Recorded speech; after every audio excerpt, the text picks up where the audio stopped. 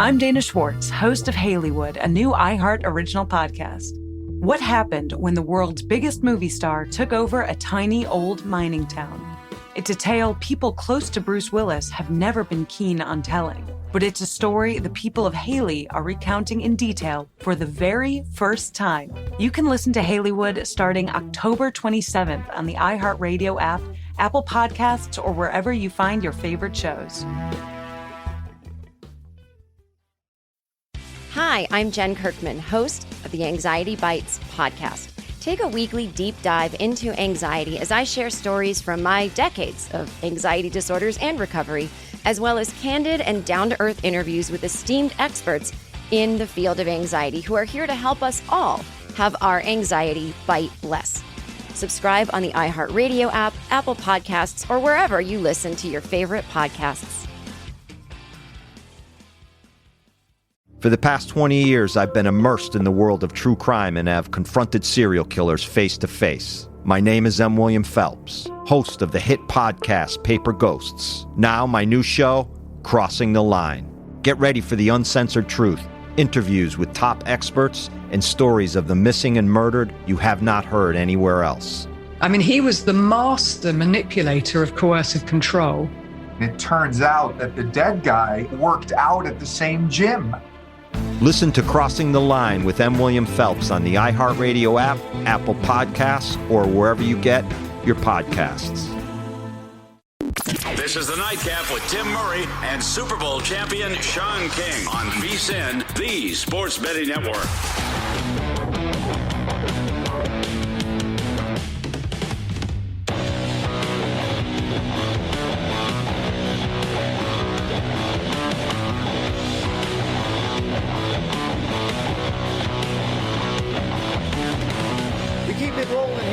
Nightcap, hour number 3, alongside Super Bowl champ, Freeze up, former Tampa Bay Buccaneer, Sean King. I am Tim Murray. The Red Sox moving on to the ALCS, a 6-5 walk-off win earlier tonight, much to the chagrin of my partner, Sean King. Yeah. The Dodgers right now in the bottom of the 7th, trailing 1-0 to the Giants. The Ravens score the game's final 22 points, overcome a 16-point fourth-quarter deficit. They win 31-25. John Gruden has resigned as the head coach of the Las Vegas Raiders. And, oh, yeah, Alabama, over the weekend, had its streak of 100 consecutive wins against unranked opponents snapped, losing at Texas A&M. And they got beat. This wasn't one of those fluky games. Like, this is a game they got physically beat at the point of attack. They were able to get pressure on the quarterback. They actually did what I expected Alabama to do because they have championship character. And that's fight their way all the way back. But a testament to what Jimbo is starting to develop culture-wise. A&M didn't fold. And it doesn't hurt that the quarterback played out of his mind. Zach Calzada played well. Let's talk more about this upcoming weekend. We bring in Brad Powers, who we always give a tip of the cap to for giving out winners a easy victory on his favorite play last Monday night with Western Kentucky and UTSA going well over the total. I looked at the score, third quarter, bing, over. Thank you, sir. Yeah, they were only at 90-something. We move on to the next one. Brad, we've been doing this thing the past couple of weeks. It's not, earth-shattering. It's just looking at potential letdown spots. Well, there's no bigger letdown spot this weekend, right, than Texas A&M having to go on the road to Columbia, Missouri, and take on the Missouri Tigers. I was all ready to fire on Missouri plus 9.5, and then I take a look at your Twitter feed, and I'm like, maybe not, because Missouri, let's just say, has not been doing so well against the number this year. No, I mean, incredibly, Missouri going back to last season has failed to cover the spread in 9 straight games. I mean, that's tough to do at the Power 5 level, specifically the SEC. I mean, sooner or later the market catches up, and then a lot of times you're paying a premium to fade that team. But it hasn't gotten a lot of traction in the market. I mean, I haven't seen a lot of people betting against Missouri, but the fact that they've come up short by double digits per game dating back to last season, I mean, speaks volumes for this program. And I think, I like Eli Drinkwitz, their head coach. I don't like what's going on defense when they're giving up 500 yards per game and nearly 300 rushing yards per game. So I think A&M could be really flat as a pancake. But, I mean, I still think they're going to have success running Spiller left and right. I mean, you can play pretty flat and still be able to pound Missouri in the ground. So I hear you. I want to play against A&M, but Missouri's the wrong opponent.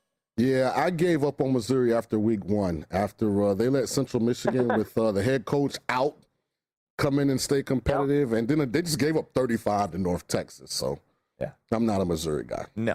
Well, the team, Brad, and I saw you tweet it out, the team that Texas A&M beat, you might have heard them, a little pesky squad in Tuscaloosa. One of these days, they might win a national championship. They go to Stark Vegas. They go to take on Mississippi State and Mike Leach. Here at Circa, it's 16.5. Most spots across the market are at 17. What is Nick Saban usually? How does he fare ATS coming off of a loss? Pretty good. 10-8. I mean, it's not great dating back. I mean, we're going back 14 years. I mean, it doesn't lose a lot. A sample. Yeah, 14 years. Got the 18 games in 14 years. So he's 10-8. I mean, he's only lost back-to-back games twice. And those are bowl games where, they lost motivation, where they lost a chance to play for the national championship. So he certainly doesn't lose back-to-back. Last 5 times, though, I mean, I guess he's gotten crankier with his age. The last 5 times Alabama's off a loss, they've covered all 5 and done so by an average of 11 points per game. I mean, I just saw what they did to Mike Leach's offense last year. They made it look like a high school offense. I mean, they shut out Mike Leach for the first time in his career. I like Alabama this week. I mean, I'm going to keep it simple. Anytime I can play Alabama off a loss, I'm going to do so. And I agree, because the thing that goes unnoticed was Texas A&M dominated the trenches. And Spiller, they were able to run the ball, really create balance. Mississippi State's not going to be able to do that. And I think Saban knows now it's not just about Alabama winning out, but it's about how they look. So I don't think he'll call the dogs off. I'm with you on this one, Brad. I like Bama. I wouldn't be shocked if it's 28-0 going to halftime. I really wouldn't. Yeah, and Brad, I think, everyone has caught on to the first half Alabama covering train. They didn't get it against Texas A&M, obviously, but I would have to imagine when that number comes out, that number is going to be high, because I think the assumption, and I'm right there with you, is Alabama's going to be mad. I don't care if you're going down to those cowbells. You're going to expect them to come out and just want to punch Mississippi State right in the mouth. Yeah, I'm guessing it won't be cheap. Yeah. You won't be even laying, 10. I'm guessing they'll make it above 10. So you're going to be laying double digits in that first half, even though they're only laying, 17 for the game. Talking once again to Brad Powers, joins us every Monday in this spot at Brad Powers 7 on Twitter. Another team in the SEC, now the favorite to win the national championship, that is the Georgia Bulldogs. They have been covering machines, and they get, I mean, these are Alabama peak numbers, man. I mean, you're looking at Kentucky, who's undefeated. College game day is going to be there. And it's 23 here at Circa, 24 in other spots. You talk about paying a premium. My goodness. I mean, this is astronomically high, but is it fair? Is it the right number, Brad? It is fair. You know me, I don't mind betting those openers at Circa. I didn't bet the game. You didn't say scream value on Kentucky. And, I'm not sure that you've been paying a premium on Georgia yet. Why? I mean, they're still covering point spreads left and right. I mean, they're 5-1 against the number this year, and their average cover margin is number 1 in the country, 15 points per game covering for Georgia. So, Kentucky has looked good the last couple of weeks, but it's the 3rd straight big game for them. And it sounds all well and good. You got that Kentucky big ticket, and then, in the middle of the second quarter, it's already 21-0, similar to what Georgia did against Arkansas a couple weeks ago. Yeah, I'm gonna leave this game alone. I learned my lesson when you bet Arkansas. Arkansas came in. If it was in Lexington, I probably would be more apt to roll with Kentucky, but I'm not. I'm not going against Georgia. I don't understand. So I've been at the top of the mountain, Brad, since after their first game, trying to alert the public, who I love, I have a soft spot for people. I want people to make money, that Michigan State is going to win the Big Ten. The Fighting Mel Tuckers, this is just their year, yet the odds makers give them no respect. Last week, only a 5-point favorite at Rutgers. Come on, Rutgers. This week, going to Indiana, only a 4.5-point favorite right now. Do the odds makers just not believe in Sparty? What's going on here? Well, they've upgraded them. I bet this game, believe it or not, in the summer, and I actually took Sparty, but you're not going to believe the number that I got. I got plus 17 on Michigan State in this game against Indiana. So, they've adjusted. Whether they've adjusted enough, obviously, it hasn't been the case because Michigan State continues to cover. But, the Vegas market isn't built to upgrade and downgrade teams, several touchdowns just off one off season. So, look, I'm just looking. I don't think this is a high-value game for me. That's another game where I didn't bet either side. But I guess I'm just anxiously awaiting for that big game against Michigan in a couple weeks. That'll be a fun game. That'll be a fun one to watch. Look, he's the king of the Michigan State fan club. I don't get it. Indiana stinks. They do. Come on. I don't disagree with that. Once again, I was just, Michigan State was just so dominant in the second half against Nebraska. So, that's why I think they're going to be great. Nebraska is showing that they're competitive. And what did I say? What did I say on the show on Friday? I said, I like Nebraska plus 3.5. I'm not playing at money line because I'll find a way to lose. And come on, before we let Brad go, we got to get his best play. All right, Brad. As the board sits right now, I know you are firing away. You're always tweeting your plays out too, which is always great at Brad Power 7. But what is the game that you still see value here on Monday night?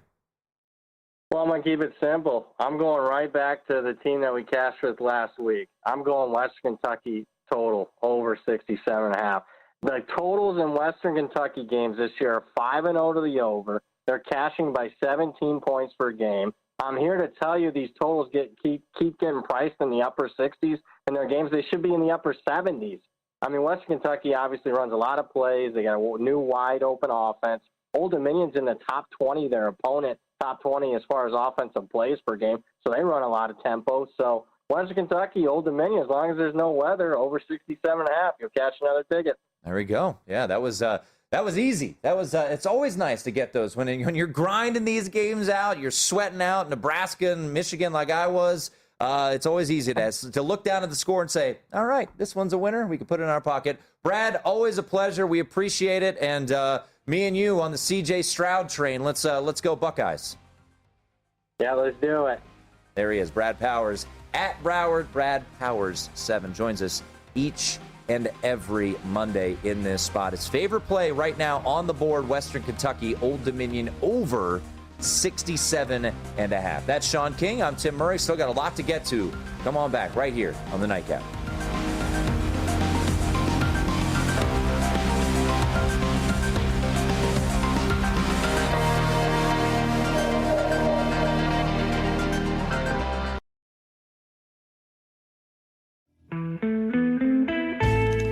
I'm Dana Schwartz, host of Haleywood, a new iHeart original podcast. In the 1990s, there was no bigger star than Bruce Willis, and nowhere for him to go where he wasn't treated like Hollywood royalty. But almost by accident, Willis found his escape, a tiny town called Haley, Idaho. We kept hearing a corporation named Ixnay was making offers to buy some properties right on Main Street. It turns out Bruce Willis didn't just want to live in Haley. He wanted to transform it. And that's when Haley became something else entirely. It's a tale people close to Bruce Willis have never been keen on telling. And he said they smashed my equipment, roughed me up, said they told me to get the out of town. But it's a story the people of Haley are recounting in detail for the very first time. You can listen to Haleywood starting October 27th on the iHeartRadio app, Apple Podcasts, or wherever you find your favorite shows.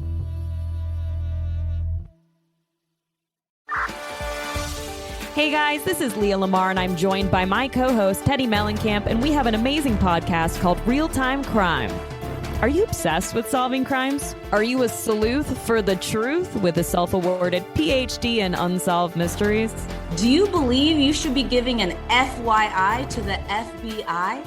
Do the detectives label it a cold case while you're just getting warmed up? Then you need to join us, Leah Lamar and Teddy Mellencamp, on the Real-Time Crime Podcast, where each episode will discuss all the details of a high-profile case and uncover the 411 of the 911. You can't solve the crime if you don't listen in real time. Listen to Real-Time Crime on the iHeartRadio app, Apple Podcasts, or wherever you listen to podcasts. Where am I? This is the township of Direbrook. Oh, sure. You might think you're just visiting some old-time picture postcard New England fishing town. I'd be careful if I were you, walking around by yourself. Here, come closer. You know what they say about small towns? One century's the same as the next. Everyone has bad dreams in Direbrook. You are hearing the truth. Here, everything returns to the sea. 13 Days of Halloween, The Sea. Starring Kathy Najimy and Bethany Ann Lind. How did you get here? I don't know. 13 Days of Halloween, The Sea is available now with new episodes every day concluding on Halloween. Listen on the iHeartRadio app, Apple Podcasts, or wherever you find your favorite podcasts.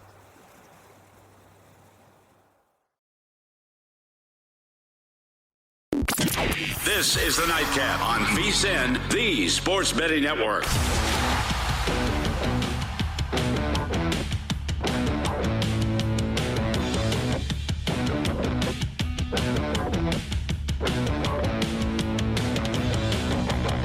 The NHL season starts tomorrow, and our hockey betting experts are ready for all of the action. The VSiN Hockey Betting Guide is now available with strategies and best bets from the season for the season ahead. Get in-depth analysis from our hockey experts, including Andy McNeil, with predictions for teams and players, win totals, daily betting tips, as well as season-long trends to watch. The guide is a must-have with key insights and data for both avid hockey bettors and those new to the sport. Get yourself an inside edge this season and get a digital copy now for only $9.99 at thevsin.com/subscribe. It is the Nightcap here on VSiN. That's Sean King. I'm Tim Murray. Ravens, a comeback for the ages tonight. Still Colts get the cover. Closed as a 7.5-point dog, 31-25 the final score. But if you had the Colts on the money line, we're hoping for a little extra ching in your pocket. Well, it wasn't to be. They closed here at circa plus 312 on the money line. And you felt like, Sean, oh, we got this. Up 22-3 in the second half. 25-9 in the fourth quarter. Nope. Blocked field goal, missed field goal, 2 touchdowns, 2 2-point conversions. At the end of the night, the Baltimore Ravens win 31-25.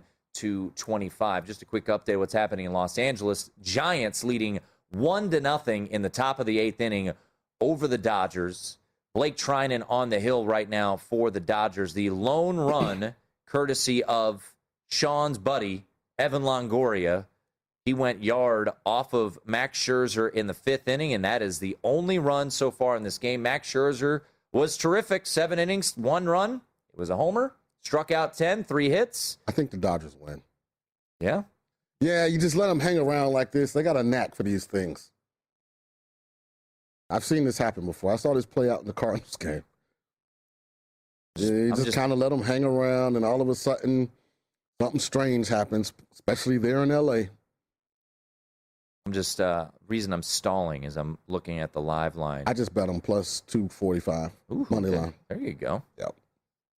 Only for his pockets over there. DraftKings is a little bit less than where Sean made his bet. DraftKings right now plus $2 in favor of the Dodgers. But I also made my bet right when this guy came up to bat. Now that it's 2-2, them live lines, you have to be quick on you. You do. You have to be quick. You need to be quick. Because they'll hit you with suspended or I'm still kicking myself. I didn't when the Ravens won the toss. Yeah.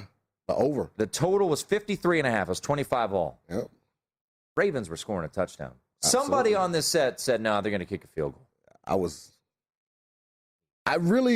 talking out loud, but I was thinking more of the Colts than I was the Ravens. Like, obviously, the Colts defense hadn't stopped the Ravens since sometime around middle of the third quarter. By the way, this is remarkable. So I tweeted out, if you had the Ravens in a teaser, you should go to church tomorrow, because that was as miraculous as it comes to get the Ravens home in a teaser, taking them down from 7.5 to 1.5, or if you got it earlier, 7 down to 1. And Jeff Fogel tweeted this out. Both Ravens here and Bengals over Jaguars in that Thursday nighter covered teasers as favorites despite never leading in the first 60 minutes. Bengals won the game with a last-second field goal. And then Urban went to Urban's Chop House. Yes, that's right. He did. By the way, a little update. Remember we mentioned BetMGM? Yeah. Lamar was 25 to 1. He's now 14 to 1. Absolutely. As he should be. Yeah, he's going to be in the race.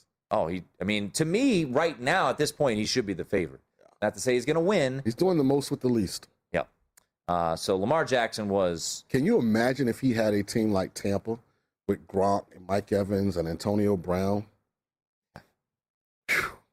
Now, they're great with Brady. Don't get me wrong. I'm definitely not in any way, shape, form, or fashion criticizing. But I'm just saying, I'd love to see him with that kind of arsenal. They were trying to do it. They've gotten him a wide receiver in the first round, 2 of the last, 3 drafts? And how about the irony in this performance tonight? You know he's in a contract here. Yeah. He is going to get paid. And there's dollar bills, y'all. 37 of 43, 442 yards tonight, 4 touchdowns. Career high for Lamar Jackson. We mentioned he accounted for 504 of the total yards tonight for the Ravens. The rest of the team, essentially the other 3 running backs, they accounted for 24 yards. He was unbelievable. He was truly remarkable. Give credit to Calais Campbell, big block field goal. Yeah.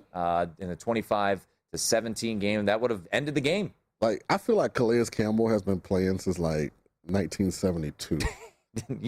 He sacked you. Yeah, like he's been in the league forever. He's got a cool commercial too. That's a pretty cool commercial, yes. So 31-25, the final score. Ravens win. Colts do cover. They cover the 7.5. The over hits. Looked like this game was dead under. It was 10-3 at halftime at the field goal at the gun, and yet the over ultimately comes home. As we always say, it's never under until it's over. You're right. And so that is the case. As we move forward, and I don't know if I really got your opinion earlier, how does the resignation of John Gruden impact the Raiders for this week's game at Denver? That line is sitting at 3.5. 3.5. Broncos are a 3.5-point favorite. I can tell you one thing. Everybody's betting the Broncos. I mean, that is, right now, everybody will bet the Broncos. And I would think that you're going to get some of that wise guy action, because last week, what happened? Everybody was on the Titans when they were playing the Jaguars, and the Titans ended up covering. It wasn't off to the best start, but they ended up getting that cover, win by 18. I don't know, Sean. I mean, you're the one who's had experience in locker rooms. I know you've never dealt with something like this before, with a coach resigning due to really just emails that were gross. This is a tough call for me, and let's start. And by the way, yeah, just to remind people, so Rich Bisaccia takes over as the interim head coach. As we talked to Mike Sando, and as you have brought up, you've got head coaches on both sides of the ball. Former head coaches. Gus Bradley's the defensive coordinator. Tom Cable's the O-line coach. Rod Marinelli's the D-line coach. He was also a head coach. So you've got 3 former head coaches on this staff. So I think your initial inclination is, well, you got to fade the Raiders. But is this a situation where they rally together? I don't know. Where are you on this? Because my mind's going to say I want to bet the Raiders, because that's just where I know the public will be opposing. So it would be crazy to bet the Raiders here. It wouldn't be crazy. I guess I just don't know who and what the Denver Broncos are. My only hesitation is the opponent. I mean, because their wins are against subpar teams. And then when they finally played a really good team in Baltimore, they made the Broncos look very average. Mm-hmm. Now, they're in a tough spot with Pittsburgh. Bridgewater missed almost the whole week and by of the practice. They flew cross-country. And the Ravens game, remember, Bridgewater got hurt, and Drew Lock goes in, and he looks like he should be a JV football player. Yeah, he's not very good. No. Yeah. So I just don't know. I'll probably just leave the game alone. I'll probably just leave it alone. I don't know. I want Bisaccia to do well because I know him personally. He's a good guy. You know, he's wanted to be a head coach in this league. So, you know, problem now is nobody's answering texts. I mean, there's no one in the Raiders organization that's answering texts or emails right now. They're on no contact, you know, at all. So, I mean, hey, we'll see. I'm pulling for him. I want him to play well. I want him to have a shot, if not to, you know, continue as the Raiders, you know, head coach, you know, maybe get an opportunity to go somewhere else and finally realize his dream of being a head coach in that league. So we'll see. Yeah, this whole situation, obviously, with Gruden's resignation because of the emails that were unearthed. And now you do wonder, you know, these coaches. I mean, they're all pros, and they all probably are all coaching for their next job right now. So what is their mindset? You know, have you been in a locker room where they're just keeping their head down, doing their job. Yeah. Yeah, they're controlling the controllables. You'll hear that emanating out of that locker room at some point as the media gets access. We're just going to control the controllables. Great thing for them. Tomorrow's an off day, so they have a built-in excuse to, you know, not be confronted and bombarded, you know, with a lot of stuff because Tuesday's an off day. Yeah. You know, so we'll see, man. Coming off of a lackluster performance, and now it makes some sense. It makes some sense why they played so poorly against the Bears, and now back at it on the road at Denver. Maybe it'll be good to get out of town. On the road again. Yep. 3.5-point dogs are the Raiders. I can't wait to get on the road again. John Gruden out. Rich Bisaccia will take over on the interim basis as the head coach of the Raiders. That's Sean King. I'm Tim Murray. A wild weekend in both the NFL and college football. Take a look at updated CFP odds and Heisman odds. It's the Nightcap here on VSiN.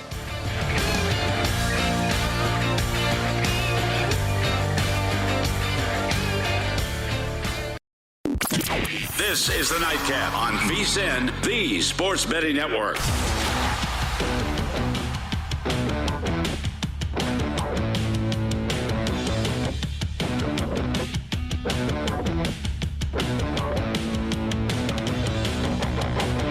Get in on Bellator 268 action for free with the Bellator MMA Prediction Challenge. Answer questions about how you think it'll all go down on October 16th for your shot at up to $5,000. Head to DraftKings.com/Showtime now to make your predictions before the fights begin. Who will be one step closer to claiming the light heavyweight throne? Don't miss the light heavyweight World Grand Prix semifinals on Saturday, October 16th, live on Showtime. Terms and conditions apply, and other eligibility restrictions apply. See DraftKings.com for details. It is the Nightcap here on VSiN. Lamar Jackson leading the Ravens to their third largest comeback in franchise history. 19 down. They come from 22-3 down to win in overtime, 31-25. Colts still get the cover, but there are a lot of people who sweated this one out in Survivor, had teasers. Just pulling it up, Sean, you look at the Survivors from the weekend. I'm trying to find it. They tweeted it out on Saturday. Here we go. Vikings, 1,343 had the Vikings. 443 had the Patriots. 253 had the Ravens. The top three selections, Sean, really all should have lost. Yeah, it could have been 2,000 people gone. Vikings were down 17-16 with, 30-some-odd seconds to go? Detroit started to Detroit. Patriots were down the entire game, find a way to win that one, 25-22. And then the Ravens, as we've discussed tonight. I mean, the top three selections in Survivor this weekend, just doing it would have been about 2,000. 2,000 people would have been gone. But they all survived. That's why it's called Survivor. Yeah. Just survive in advance. I tried to tell everybody on the panel about backing Kirk Cousins. Now, it ended up getting lucky and working out, but... Did Kirk Cousins fumble, or did Alexander Madison fumble? I'm just saying, they had 16 points against the Lions. It was 16-9. Alexander Madison's in the 20-yard line. He fumbles. Again, they had 16 points against the Lions. Did he fumble? Did he miss the field goal when they got into scoring position against the Cardinals? Was that him who missed that kick? Did he go out there and kick it? Again, they had 16 points. I'm asking you a simple question. Up by a touchdown, inside the 20-yard line. Did he fumble? And then, by the way, he did get him into field goal range, You're trying to adjust my words. All I said, the danger in backing Kirk Cousins. That's all I said. I didn't say Kirk Cousins almost lost the game. I didn't say anything other than that's the danger in backing Kirk Cousins. Is it all his fault? No. But for whatever reason, that Minnesota Vikings offense right now is really struggling to create separation versus anybody. And when you play these types of games and you can't create separations, as you know, in the NFL, strange things happen in the second half of the fourth quarter.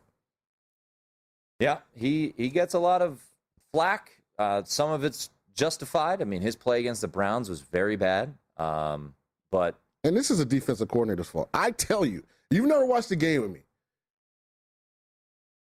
All of these situations, and I've talked to defensive coordinators about this, and they're just stubborn. You better at least bring 5 rushers. Make the quarterback have to get rid of the ball quickly.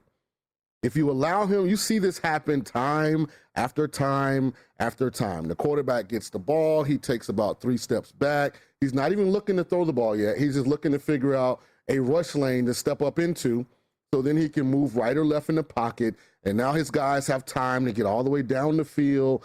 Just same thing that happened in Minnesota, Detroit. And these defensive coordinators just do it over and over. It doesn't work. Stop doing it. Rush the quarterback. Make the quarterback get rid of the ball. I'd even bring 6. Who cares if he throws the ball hot on a flat route? They gotta pick up 60 yards. But nope, just like Indy tonight. Just let them go down the field. Don't worry about it, guys. We'll rush 4. We'll stay in the 2-high zone defense. And hey, man, they're on a flight right now, feeling sorry for themselves, and it's their fault. You have to play this game in an aggressive nature. Passivity does not win championships. Go after these quarterbacks. Make them have to make decisions in these big moments under duress, and their ball location suffers. Or, you could just be like the Lions and keep losing in the last 5 seconds of every game. Dan Campbell was crying after the game. He should have been crying. Hell, you rush 3 and 4, you should cry. I don't have any sympathy for that. Like, if they would have brought pressure and Kirk made some throws under duress on that drive, I would be, okay. They tried to win the game. They got beat by a player that made plays. But they just let him sit back there and, okay, hey, linebackers, we're going to drop 8. Linebackers ain't used to playing 15, 20 yards in zone coverage.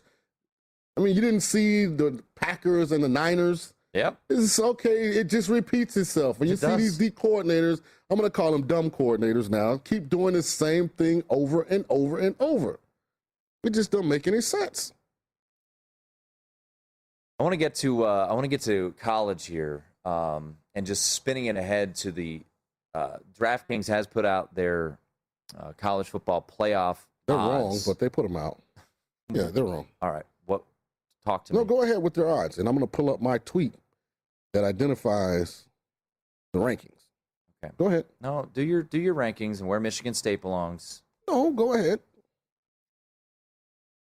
I don't know why you're getting testy with me about the odds to make the playoffs. How did I get testy? I just said they're wrong. I didn't get testy about them. Tell me your tweet. So my top 10 college football rankings right now. Okay. Kentucky's at 10. Okay. Ohio State's at 9. Coastal Carolina's at 8. Michigan's at 7. Bama's at 6. Iowa's at 5. Michigan State's at 4. Cincinnati's at 3. Oklahoma's at 2. Why is Michigan Georgia's State at 4? 1. Is this a prediction or is this what they've done so far? Who has Michigan State beaten that proves that they should be 4 over Iowa, who has now beaten Penn State, who has beaten Iowa State on the road. Yeah, Iowa State stinks. You keep throwing that game Okay. out. And Michigan State has beaten who? And Penn State. Northwestern? Penn State was thoroughly dominating Iowa. And all of a sudden, even unbeknownst to anyone watching the game, Sean Clifford is hurt. I understand. And they bring in a quarterback. You didn't answer my question. Yes, I did. Who has Michigan State beaten? The teams they've played. And Iowa's beaten better teams than Michigan State. That's your opinion. No, it isn't. It's yes, it is. It's factual. Penn State's not a better team without Sean Clifford. They were awful when they had to go to the backup quarterback who was not prepared to play. The environment was too big. They did not do anything on offense since Sean Clifford left the game. Up until that point, they were dominating the Iowa Hawkeyes. So you have to factor that into it.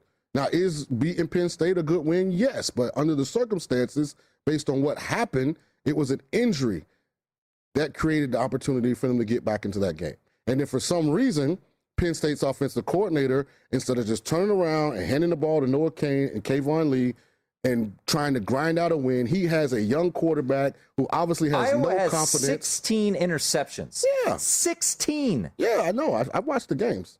And what, are you going to give Michigan State credit for going to Miami and winning? Well, they were underdogs. Miami's worse than Iowa State. You didn't hear me bring up Miami. I said they beat who's on the schedule. I know. Yeah, I don't bring up average teams as good wins, even on the road. Then their whole schedule right now is average to below average teams. Iowa, to me, because of the quarterback injury, and listen, if it was a competitive, close game before Sean Clifford got hurt, I probably would view the win differently. But I have Iowa at 5. It's not like I have them way down the list. But I just don't put a lot of credence into the result of that game because of the injury to Sean Clifford and because of the way the game was going when he was healthy. I mean, if maybe I was watching a bad game, was Penn State not seemingly in control fully of the game? And then Clifford gets hurt and they fall apart. I mean, it's loud. They're false starting every other play.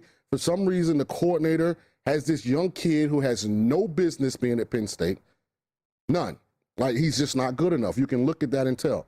He has him backed up in empty formation in crucial times in this game trying to throw the ball. This kid wasn't thinking about throwing a pass.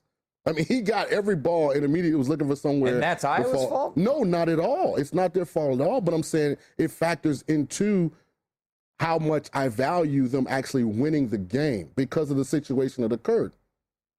Now, they're going to get a chance to prove it. I mean, you look at their schedule, they're more than likely going to be in the Big Ten championship game, and they're going to play the winner of this battle royal that's going on the other side. Ohio State, Michigan, Michigan State, Penn State, all still have to play each other.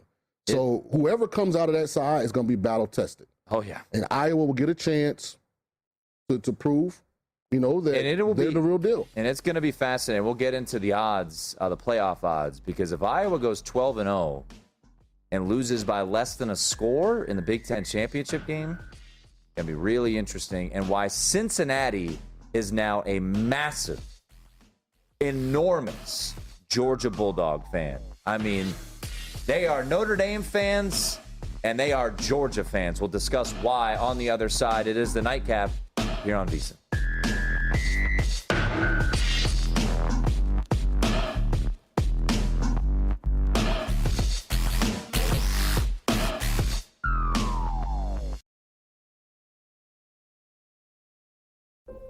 You met the kid, right? I did. He seemed like a killer to you? Cavalry Audio, in association with iHeartRadio, presents the new podcast, Verdict. Do you know what he thought about her? They were fighting about me. What makes you say that? Money, plain and simple. Always is. People who got it don't like people who ain't. The studio responsible for the hit podcast, The Devil Within. I can't lose another son. You want to know if I think he done it? You people need to quit trying to dig up dirt on innocent people. I can't but close my eyes and not see their faces. Comes a gripping new investigative drama series. I pray for him every day. All I can do is hope he finds his way home. You are not a killer. Listen to the new podcast, Verdict, on the iHeartRadio app, Apple Podcasts, or wherever you get your podcasts. I want to get back to being in my community group. I want to continue having a soccer season. So I can throw parties again. So I can go to her parties. It'd really be nice to dine in instead of getting delivery for a change. So I can feel safe and protected for myself and my students. We each have our own reason for why we're getting vaccinated against COVID-19. What will yours be? Visit getvaccineanswers.org for information on the COVID-19 vaccines. It's up to you. Brought to you by the Ad Council. Does your inner monologue ever sound like, ugh, I'm never going to be good enough, or thin enough, or I'm too old to start something new? Those are all lies designed by culture and negative forces to keep you small. These are what I call dominant stories, the stories we tell ourselves about ourselves. I'm Jess Weiner, cultural expert and the host of Dominant Stories. On this show, I talk with some of your favorite celebrities, storytellers, and experts about their beauty, body image, and identity. They don't want you to thrive. They don't want you to spread your wings. It's an act of rebellion for us to take up the space that is ours. Within these curious and revealing conversations, you'll also find a way to challenge and change your dominant stories. Listen to Dominant Stories with me, Jess Weiner, starting October 27th, every Wednesday on the iHeartRadio app, Apple Podcasts, or wherever you listen to podcasts.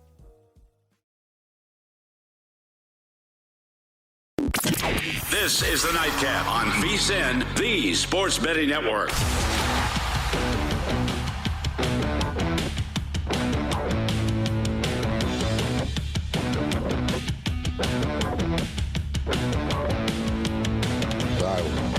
Indeed helps find great hires fast. Indeed is your all-in-one platform for interviewing, screening, and hiring high-quality people. Visit Indeed.com/credit. Wrapping things up here on the Nightcap. We're in the bottom of the ninth inning. Dodgers still trailing 1-0 to the Giants. A.J. Pollock just struck out looking, and actually, no, he went around. So now 2 outs in the ninth. The Giants looking to close out and take a 2-1 series lead as Gavin Lux steps to the plate here to try to keep things alive for the Dodgers. That's Sean King. I'm Tim Murray. And keeping the conversation going, I mentioned why Cincinnati is now massive Georgia fans. Mm-hmm. It's simple. They need Georgia to knock out Alabama. If Georgia is undefeated going into the SEC championship game, they are going to the playoff. No matter what happens in that game, they are going. They will be 12-0 in the SEC. Gavin Lux gives it a ride. Warning track, the Giants, ladies and gentlemen, thanks to Evan Longoria's solo homer off Max Scherzer in the 5th inning, get the victory.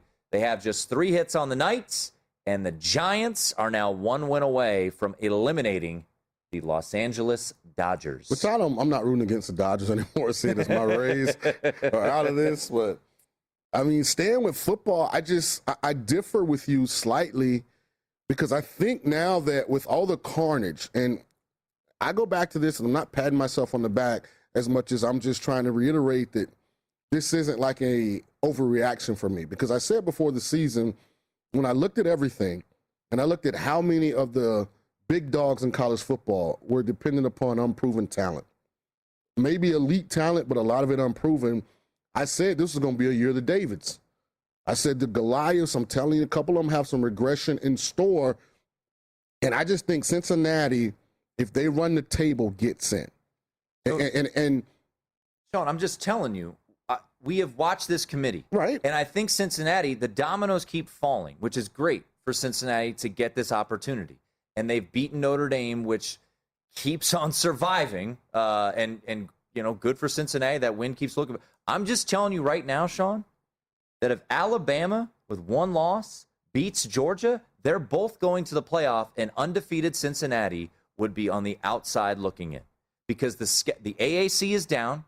Indiana, that win does not look impressive whatsoever. And the Notre Dame win, we'll see. I mean, Notre Dame has a chance to go 11-1. They'll be a favorite in every remaining game the rest of the season. So that's very, very beneficial for Cincinnati. But here are the issues. The Big Ten, they're likely going to have their champion get in. It would be hard for me Michigan to envision. State's getting in, yeah. Okay. Right. So whether it be Ohio State or Michigan State, Penn State, Iowa, the likelihood of one of them is going to get in because they would have been so battle-tested that the committee will reward that and they will be a Power 5 champion, okay? So that's likely one spot. The SEC champion's getting in.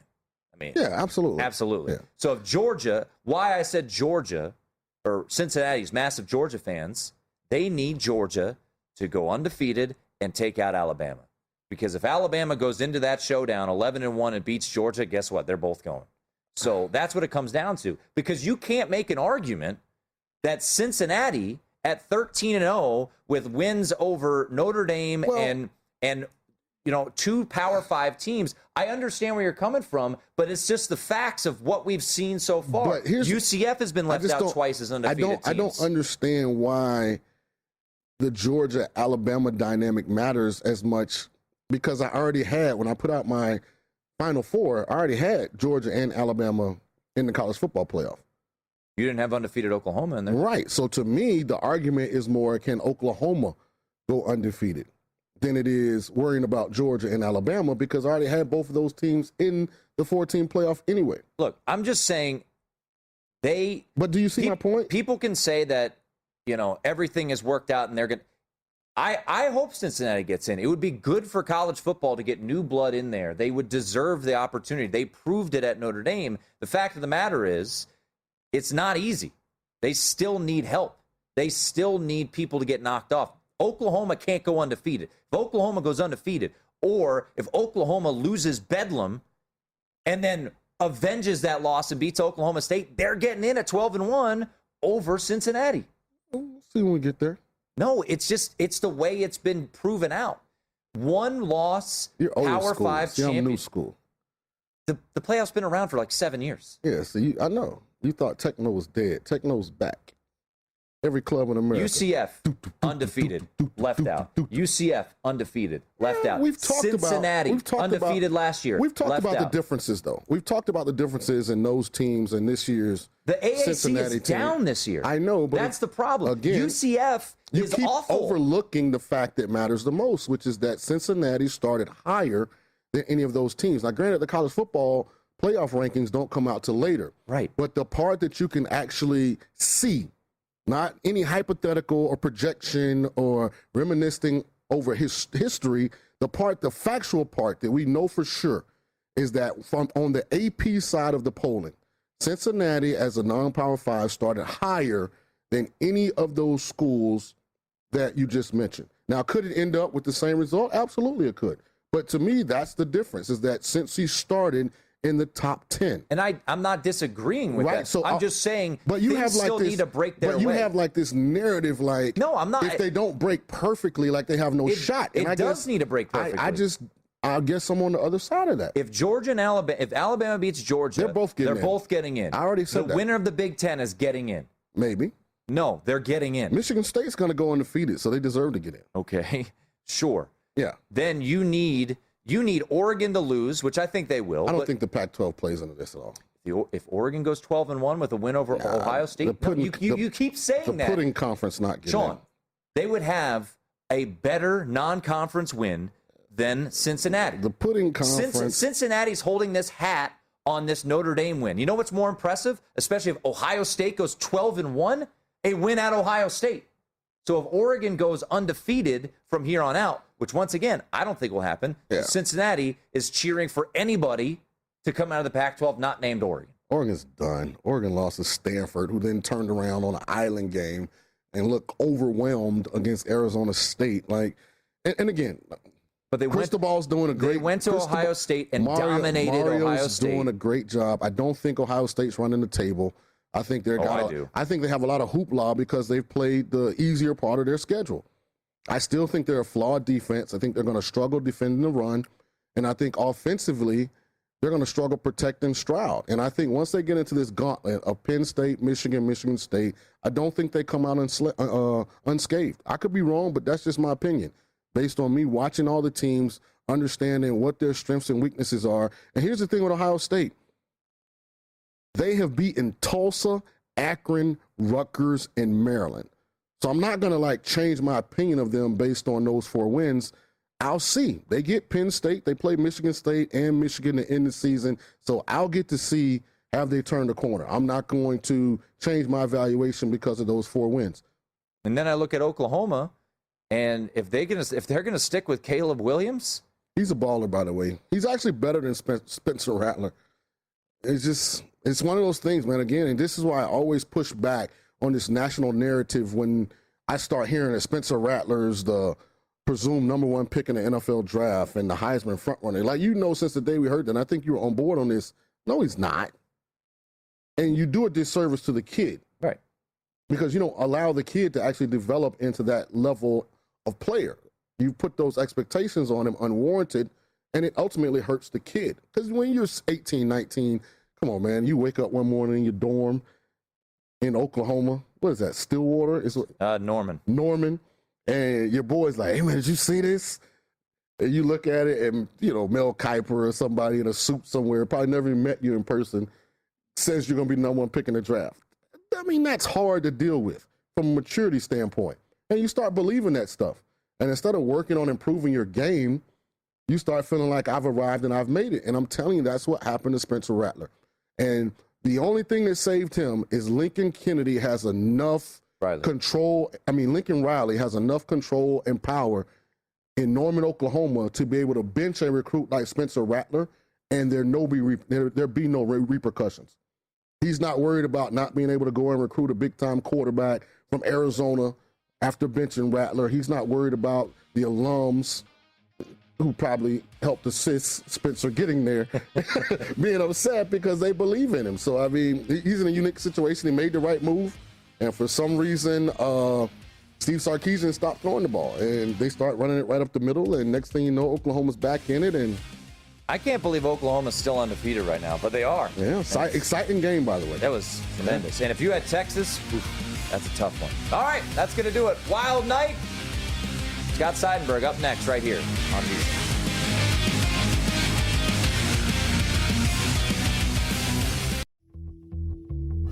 I'm Dana Schwartz, host of Haleywood, a new iHeart original podcast. What happened when the world's biggest movie star took over a tiny old mining town? It's a tale people close to Bruce Willis have never been keen on telling. But it's a story the people of Haley are recounting in detail for the very first time. You can listen to Haleywood starting October 27th on the iHeartRadio app, Apple Podcasts, or wherever you find your favorite shows.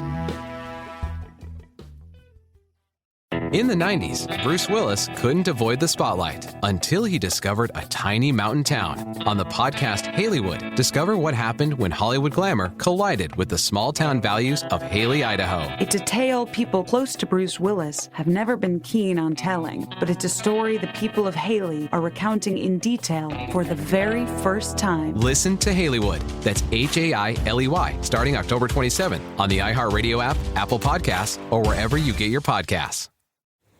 You know what they say about small towns. One century is the same as the next. Where am I? This is the township of Dyerbrook. Oh, sure. You might think you're just visiting some old-time picture postcard New England fishing town. Everyone has bad dreams in Dyerbrook. 13 Days of Halloween, The Sea is available now. Listen on the iHeartRadio app, Apple Podcasts, or wherever you find your favorite podcasts.